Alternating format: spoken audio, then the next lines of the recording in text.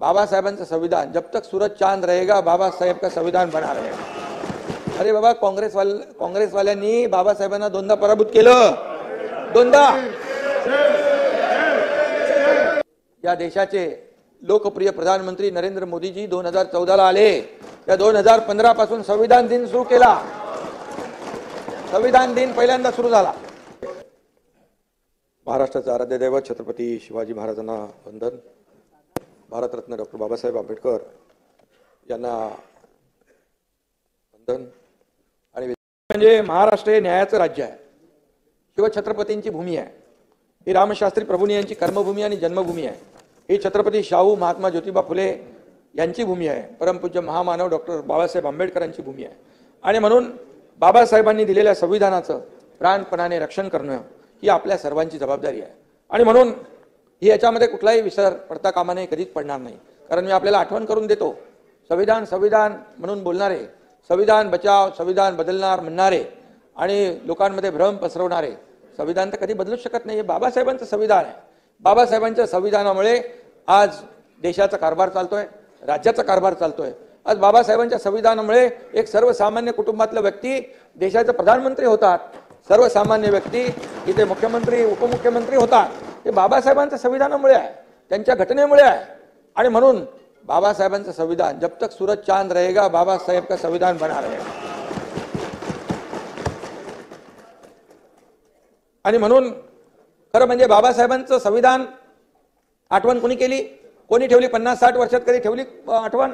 ज्यांचं सरकार होती, या देशाचे लोकप्रिय प्रधानमंत्री नरेंद्र मोदीजी 2014ला आले, या देशाचे लोकप्रिय प्रधानमंत्री नरेंद्र मोदीजी 2014ला आले, त्या 2015 पासून संविधान दिन सुरू केला। संविधान दिन पहिल्यांदा सुरू झाला। मग संविधान बचाव, अरे बाबा, काँग्रेसवाल्यांनी बाबासाहेबांना दोनदा पराभूत केलं, दोनदा।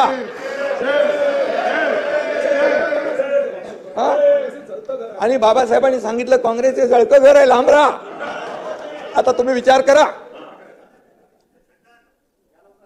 बाबासाहेबांचं म्हणण्याचं। आणि म्हणून मी एवढंच सांगतो, आता आपण तालुका निहाय, किरण जिजूजी त्या दिवशी भेटले होते मला, ते म्हणाले जिल्हा निहाय तालुका निहाय संविधान मंदिर आपण बांधतोय, बाबासाहेबांचा सन्मान करतोय।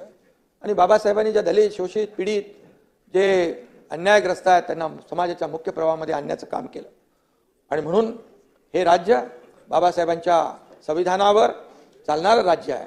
आणि म्हणून आपण आता हे लोकसभेत ते चाललंय, पण विधानसभेत आपण प्रयत्न केला, ते काय कुठले ते लाल कलरची एक संविधान आणलं होतं, त्याच्या आतमध्ये कोरी पानं होती, ते आता मी त्याच्यामध्ये जात नाही मी। आणि त्यामुळे खरं म्हणजे आपण जी मोठी मोठी नावं मी घेतली, त्या सगळ्या आभाळाएवढ्या व्यक्तिमत्वाच्या तस्विरी इकडे आहेत। आणि त्या पुतळ्यांना तस्विरींना आपण हार घालतो आणि उठता बसता त्यांचं नाव घेतो आपण। आणि खरं म्हणजे त्यांची खरी पूजा या सभागृहातच होते। आणि या म्हणाले होते मी पुन्हा येईन पुन्हा येईन, ते पुन्हा आले, त्यांचे अभिनंदन। त्यांनी आपला शब्द पूर्ण केला। आणि पण अध्यक्ष महोदय काय म्हणाले नव्हते, मगाशी आपणही उल्लेख केला, मी पुन्हा येईन, पण ते पुन्हा आले। आणि याचा आनंद सर्वांनाच आहे। गेल्या 2.5 वर्षात त्यांनी केलेलं काम आपल्या समोर आहे। मी देखील त्यावेळेस सभागृहात म्हणालो होतो, तेव्हा दादा आम्ही दोघंच होतो, आम्ही म्हणालो आम्ही 200 पेक्षा जास्त आमदार निवडून आणू, नाही तर मी शेती करायला जाईन।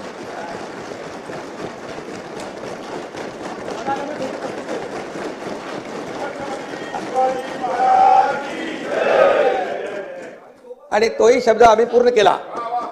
आणि त्यानंतर दादा आले, त्यामुळे त्याच्यामध्ये बोनस आलाय, 200 आम्ही 37 झालो। आणि म्हणून खऱ्या अर्थाने शेवटी हे जनता जनार्दनावर असतं। लोकशाहीमध्ये आपण महायुतीला प्रचंड महाराष्ट्रातल्या जनतेने यश दिलं। पूजेचे मुख्य पुरोहित म्हणून नार्वेकरजींचं कार्य तुम्हाला पुढे न्यायचं आहे, पौरोहित्य करत। आणि म्हणून त्यामुळे त्यांची आपण आपल्या 288 जणांची तुमच्या सकट आमची सगळ्यांची जबाबदारी आहे। आणि या अध्यक्ष स्थानाला विशेष एक महत्त्व आहे। हे कायदे मंडळ आहे. इथे आपण वेगवेगळे कायदे तयार करतो. छोट्यातला छोटा प्रश्न व मोठ्यातली मोठी अडचण सोडवण्याची क्षमता देखील या सभागृहामध्ये आहे.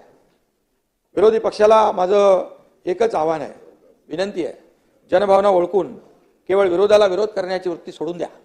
आता तरी जनतेची भावना काय लक्षात घ्या. आणि आज जनतेनेच आज कौल दिलेला आहे आणि म्हणून जनभावनेची कदर करा. आरोपापेक्षा आपण सरकारच्या चांगल्या कामांमध्ये सहकार्य करा.